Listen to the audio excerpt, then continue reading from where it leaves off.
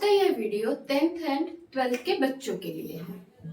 तो सबसे पहले मेरे सारे बच्चों को 10th and 12th board exam के लिए ढेर सारी शुभकामनाएं। बोर्ड एग्जाम, बहुत सारा प्रेशर, बोर्ड एग्जाम परसेंटेज लाने का प्रेशर, बोर्ड एग्जाम अच्छे मार्क्स लाने का pressure, board exam future career का प्रेशर। मेरे बच्चों, एक सवाल पूछना चाहते हो। यह एग्जाम है ना, जिंदगी नहीं है। इसे एग्जाम की तरह ही प्रिपेयर कीजिए, बोझ मानकर नहीं। इसे खुशी से तैयारी कीजिए, बहुत अच्छा होगा। बुक को ना उठाने से पहले सबसे पहले अपने आप से एक सवाल पूछिए कि मैं पढ़ क्यों रहा हूँ या पढ़ क्यों रही हूँ।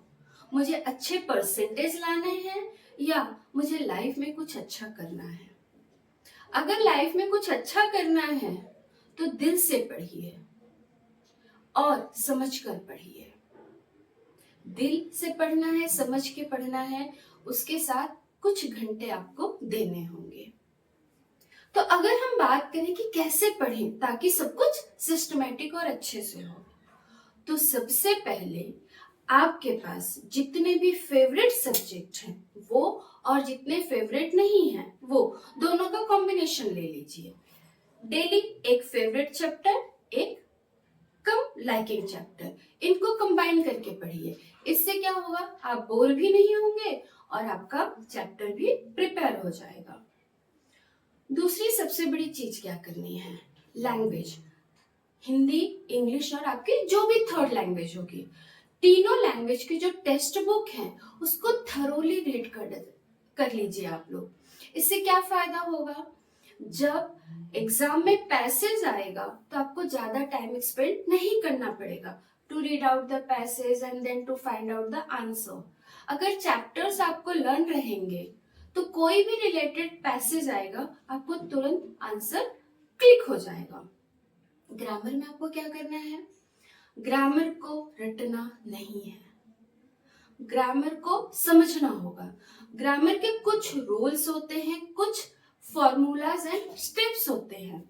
आप जब भी तीनों लैंग्वेज के ग्रामर पढ़ेंगे तो उनके जो ट्रिक्स हैं उनको अच्छे से अपने ब्रेन में क्लियर कर लीजिए, उस कॉन्सेप्ट को समझ लीजिए।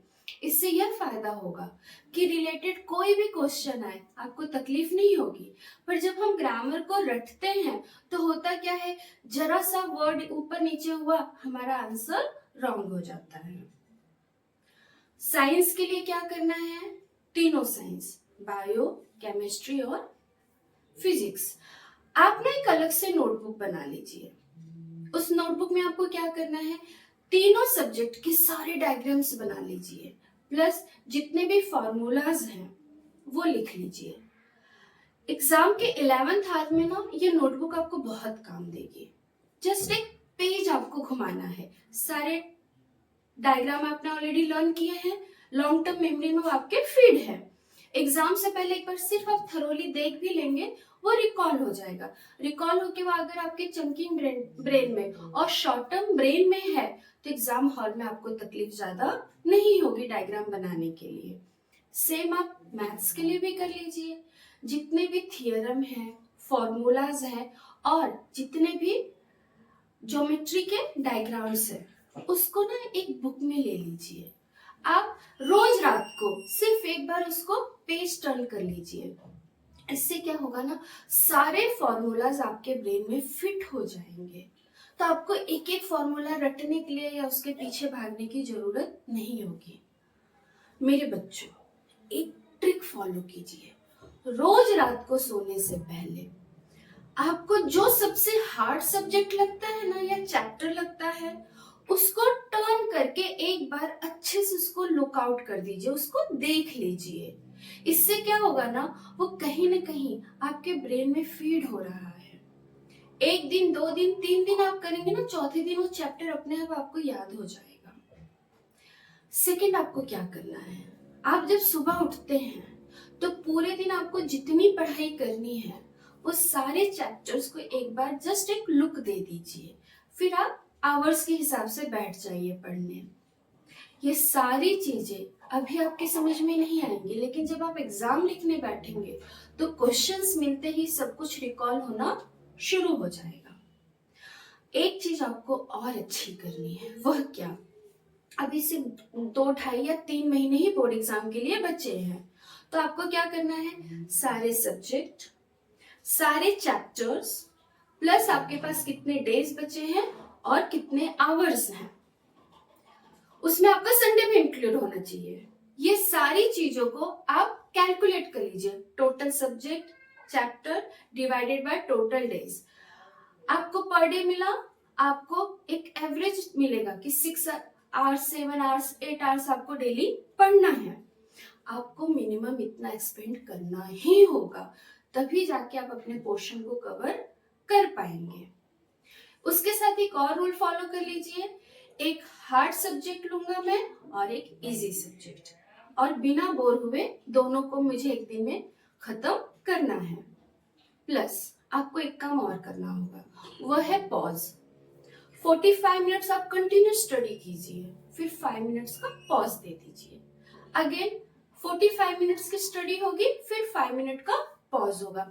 इससे क्या फायदा होगा, आप फ्रेश रहोगे, आपका ब्रेन भी अलर्ट रहेगा। तो ये 5 मिनट्स में आपने एक चाय कॉफी पी लिया, दूध पी लिया, एक फ्रूट्स खा लिए, एक ग्लास पानी पी लिए, कुछ नहीं करना है, तो एक आप अपने हॉल या बेडरूम में वॉक कर लीजिए, एनर्जी बनी रहेगी। मेरे बच्चों, पढ़ाई को बोझ मानकर पढ़ेंगे तो पढ़ाई टफ होती है, बट पढ़ाई को एंजॉय के लिए पढ़ेंगे तो वो बहुत कुछ देती है। दूसरी चीज, एग्जाम इसलिए मत दीजिएगा कि 10th और 12th है, नहीं, एग्जाम यह इसलिए दीजिएगा कि अब आगे का भविष्य रास्ता खुलने वाला है। और आपको पता है एग्जाम क्यों होता है? एग्जाम होता है ये जानने के लिए खुद के कि हमें कितना आता है, यह समझने के लिए कि हम भविष्य में और अच्छा क्या कर सकते थे। यह हमारी कमियों को भी बताता है, हमारी पॉजिटिविटी को भी बताता है। एग्जाम ना हो तो कैसे पता चलेगा कि आप डॉक्टर इंजीनियर बनेंगे या आप सीए बनेंगे? एग्जाम ना हो तो कैसे पता चलेगा कि आपको लॉयर बनना था या आपको आर्किटेक्ट करना था? सो इससे डरिए मत, एक रूल, एक ट्रिक फॉलो करिए, और सबसे ज्यादा एक प्लेजर फॉलो कीजिए। तो आज की इस वीडियो में हमने ये जाना कि सिंपल ट्रिक्स क्या यूज करने हैं।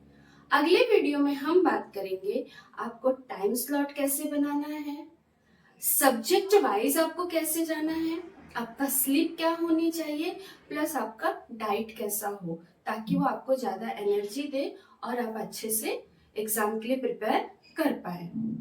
इन केस आपको कहीं पर भी पर्सनली डाउट लग रहा है कि मैं नहीं मैनेज कर पा रहा हूँ या कर पा रही हूँ, प्लीज कमेंट कीजिए। मैं पूरी कोशिश करूंगी कि आपके डाउट्स जो एग्जाम रिलेटेड है, स्टडी रिलेटेड है, मैं उसमें आपकी हेल्प कर पाऊँ।